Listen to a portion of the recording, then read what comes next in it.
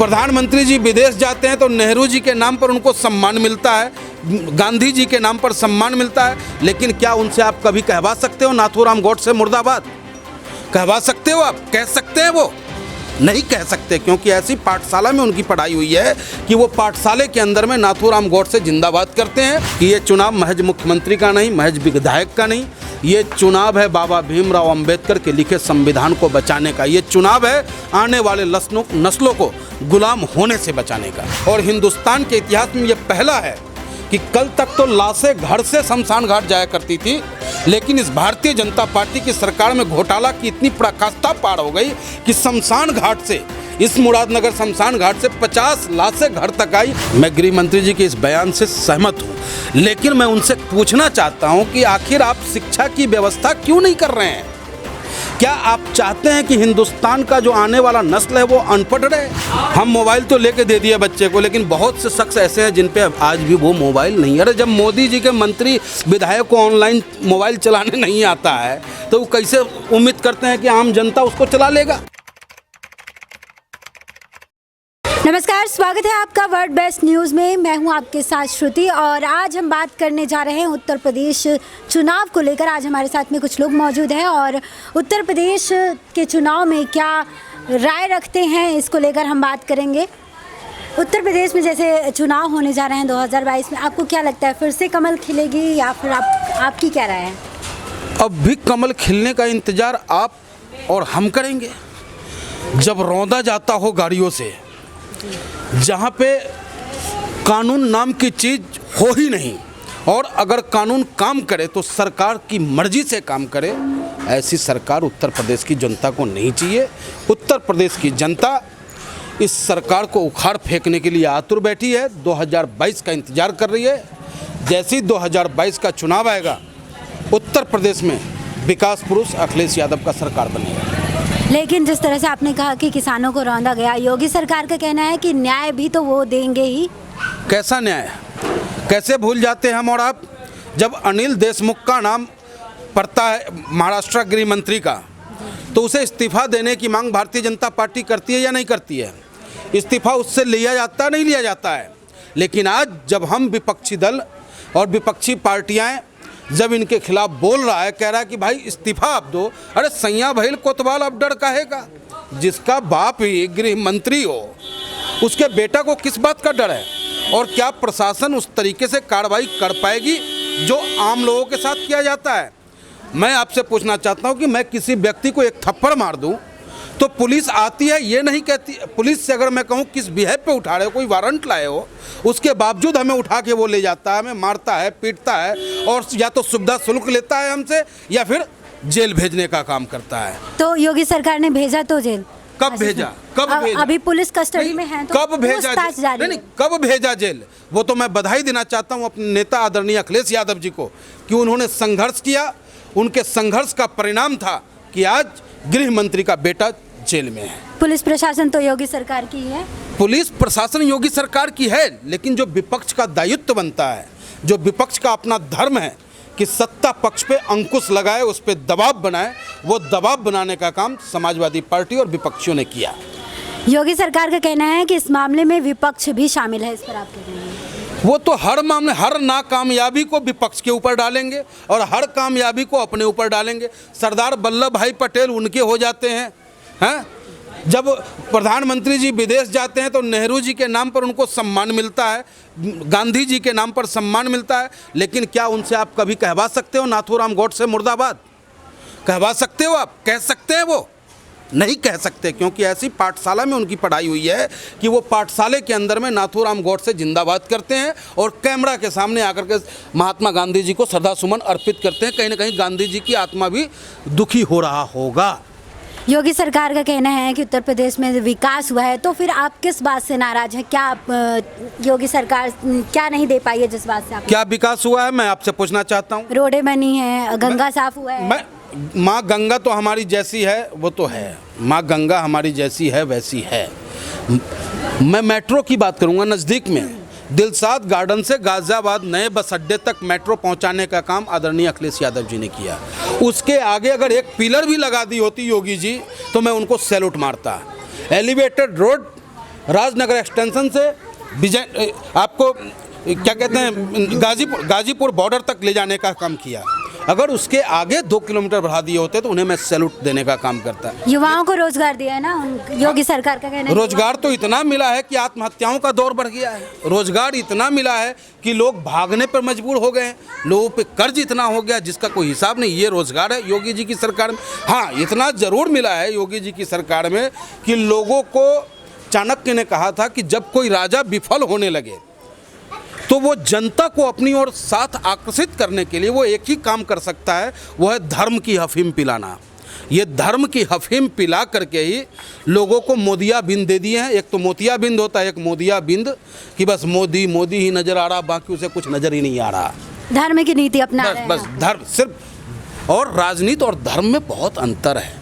राजा का जो कर्तव्य होता है, भगवान मेरे राम जनता को खुशहाल करने के लिए जनता की बातों को मान करके पुनः अपनी पत्नी सीता को वनवास भेजा।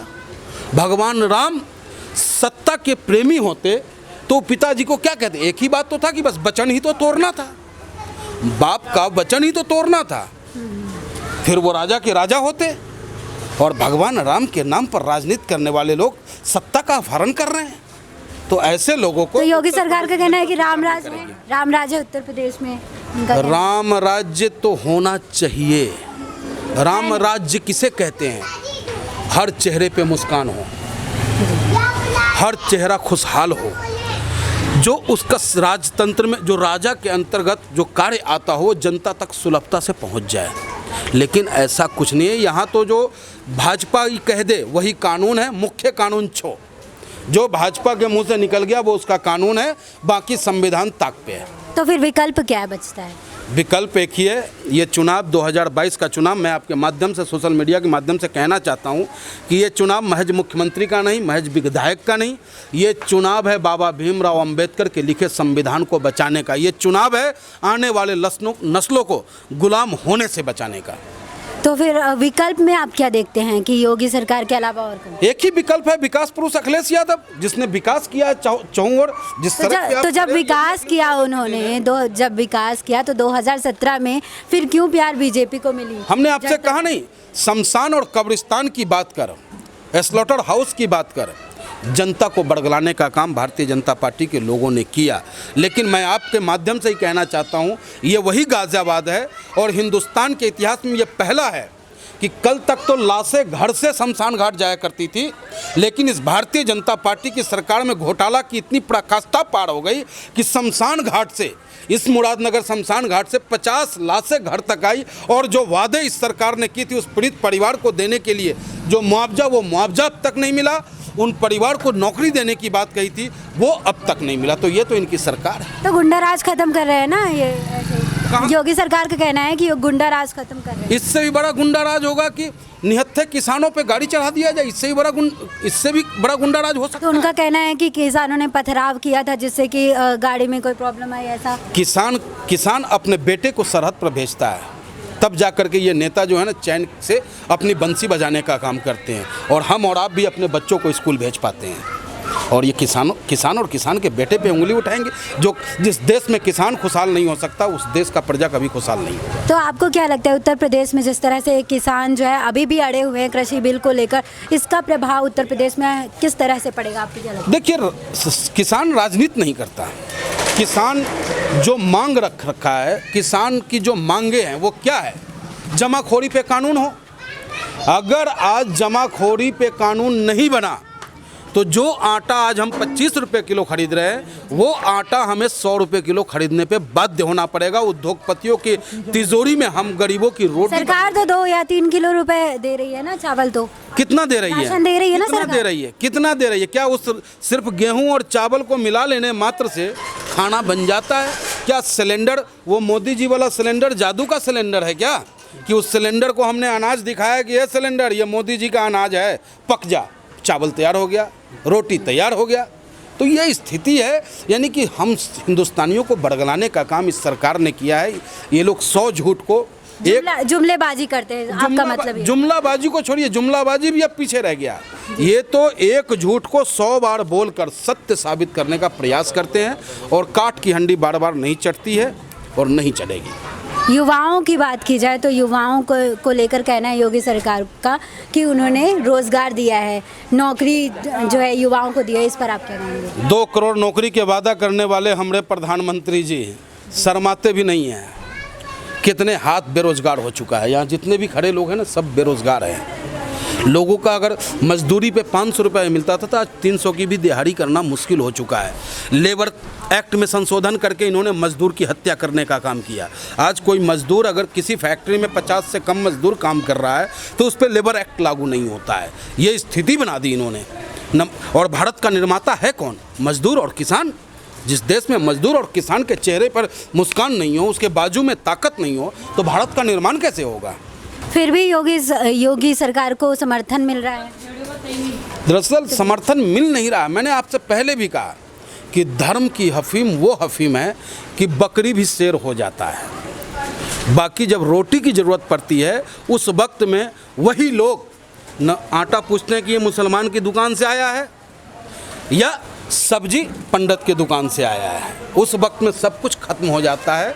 ये चुनावी बयार जैसे जैसे नज़दीक आता जाएगा वैसे वैसे धर्म का बयार और राष्ट्रीयता का बयार जो है चलना शुरू हो जाएगा। जबकि राष्ट्रीयता का परिभाषा क्या होता है वो भी भारतीय जनता पार्टी को नहीं मालूम है।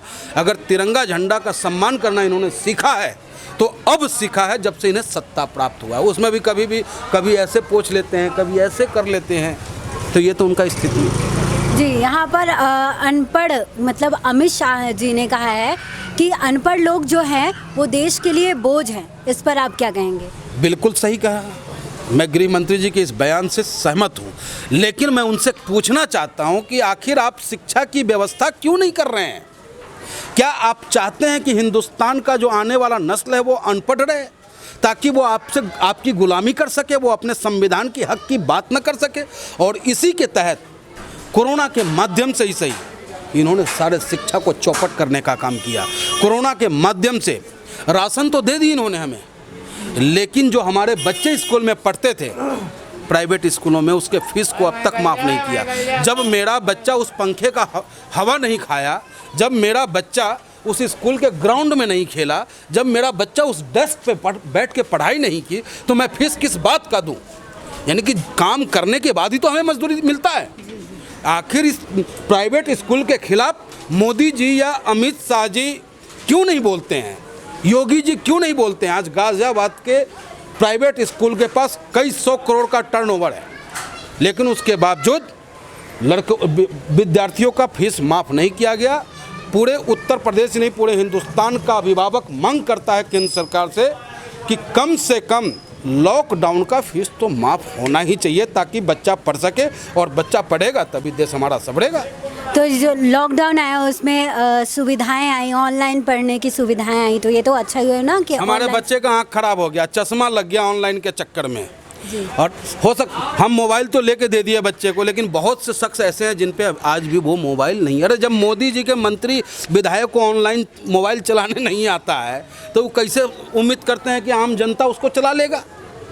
तो ये सरकार जो है सिर्फ डपोर संखी है, बोलने में माहिर है, कलाकार है ये लोग, लेकिन काम करने वाला कोई है तो वो एक ही बेटा है, धरती पुत्र मुलायम सिंह यादव जी का बेटा अखिलेश यादव। वही काम करेगा, वही उत्तर प्रदेश को चहुं और विकास की रास्ता दिखाएगा। यानी इस बार अखिलेश यादव जी को आप उत्तर प्रदेश में देखें? बिल्कुल, अखिलेश यादव जिंदाबाद, अखिलेश यादव जिंदाबाद, अखिलेश यादव जिंदाबाद। आपसे जानना चाहेंगे कि आप उत्तर प्रदेश में क्या लगता है आपको, फिर से कमल खिलेगी या फिर अखिलेश यादव जी का बोलबाला रहेगा? जो भूल एक बार पब्लिक ने की है वो भूल हम दोबारा नहीं करेंगे। अब तो सबको पता है 2022 में कमल जा रही है और अखिलेश जी वापस आ रहे हैं। समाजवादी पार्टी जिंदाबाद, और समाजवादी ही सरकार बन रही है, और हर किसी को मालूम है जो भूल कर चुके हैं वो दोबारा नहीं करेंगे अब की बार। तो 2017 में क्यों बीजेपी को प्यार दिया? हमने प्यार नहीं दिया, ये तो सिर्फ एक भूल थी। पब्लिक को जुमलेबाजी में फंसाकर उन लोगों ने घुमा फिराकर अपनी तरफ वोट खींचा। वोट खींचने का काम उन लोगों ने किया, वो काम अब दोबारा पब्लिक नहीं करेगी जो उन लोगों ने किया है।